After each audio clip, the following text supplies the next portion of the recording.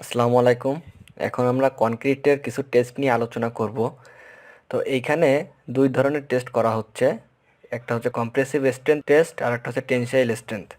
তো এইখানে এইখানে একটা সিলিন্ডার দেওয়া আছে কনক্রিটের, তো সেটাকে এই উপর থেকে এবং নিচ থেকে যে লোড দেওয়া হচ্ছে, সেই লোডের মাধ্যমে এই কনক্রিটটাকে দুই খণ্ড করে ফেলা হবে এবং এটা কি পরিমাণ লোডের পরে সেইটা ফেল করলো, এইখান থেকে তার কম্প্রেসিভ স্ট্রেংথটা পাওয়া যায়।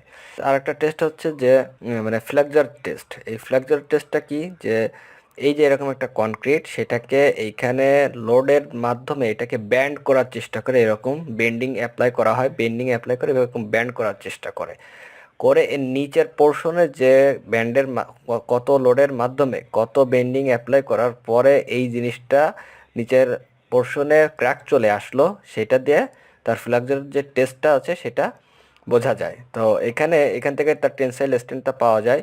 তো টেনসাইল স্ট্রেংথটা সাধারণত দেখা যায় যে 110 অফ কম্প্রেসিভ স্ট্রেংথ, মানে কম্প্রেসিভ স্ট্রেংথ যেটা পাওয়া যায় তার 110 হচ্ছে tensile strength. Approximately plus minus হতে পারে, সব ক্ষেত্রে নয়।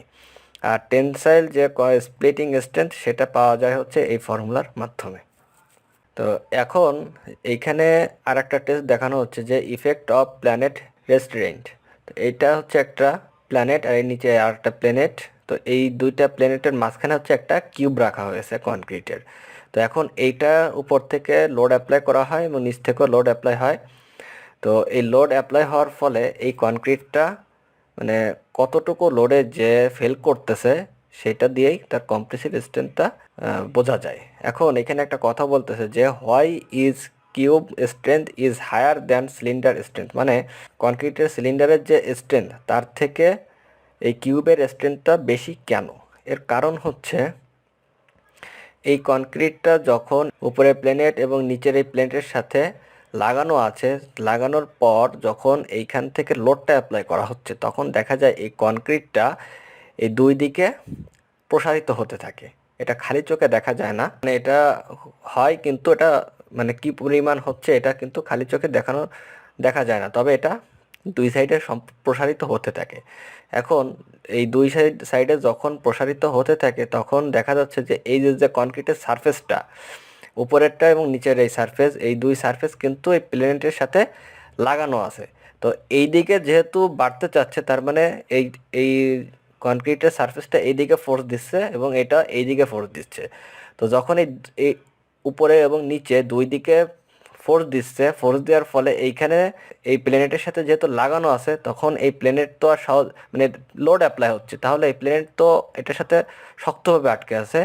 এই প্লেনেটটা তখন কি করতেছে, উল্টা দিকে একটা রিয়াকশন দিচ্ছে, এরকম এই যে এই রিয়াকশনটা উল্টা দিকে দিচ্ছে। এই রিয়াকশনটা যখন উল্টা দিকে দিচ্ছে তখন কি হচ্ছে, এই জিনিসটা কিন্তু সহজে ফেল করতেছে না। মানে আর এই রিয়াকশনটা কিন্তু উপরের দিকে যতটা বেশি, এই দিকে কিন্তু ততটা কম। তার মানে এই জিনিসটা এরকম হচ্ছে, উপর থেকে নিচের দিকে এরকম হচ্ছে, আবার এইখান থেকে এদিকে যাচ্ছে, এইখান থেকে এদিকে যাচ্ছে, মানে এইখান থেকে তখন ফেল হচ্ছে। এটা যদি আমরা এই ফিগার দিয়ে দেখি আরও ক্লিয়ার হবে।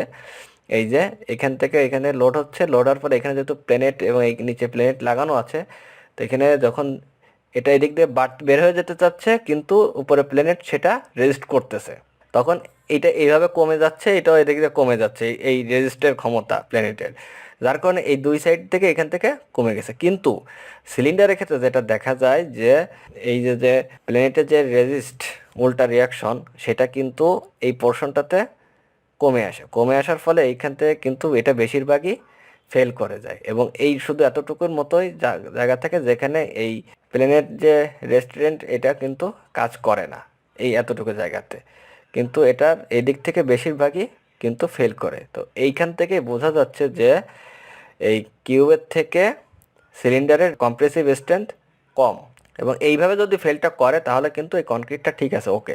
আর যদি অন্য কোনো ওয়েতে যদি ফেলটা করে তখন কিন্তু বুঝতে হবে হয় কনক্রিটে প্রবলেম আছে, না হলে টেস্টে প্রবলেম আছে। আচ্ছা, এইখানে যে টেস্টটা দেখানো হচ্ছে যে এটা একটা হ্যামার আর এটা হচ্ছে কনক্রিট, এইখানে স্প্রিং টাইপের থাকে। তো এইটা এই কনক্রিটের সাথে মাথাটা পুশ করে লাগানো হয়।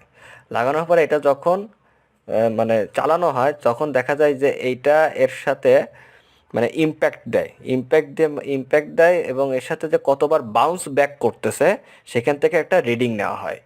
যে এই কনক্রিটটা কতবার বাউন্স ব্যাক করার ফলে এই কনক্রিটটা ক্র্যাক করতেছে বা ক্র্যাশ হচ্ছে, এটা দিয়ে একটা রিডিং পাওয়া যায়। সেই রিডিং থেকেই কম্প্রেসিভ যে স্ট্রেংথের যে রেজাল্টটা সেটা পাওয়া যায়।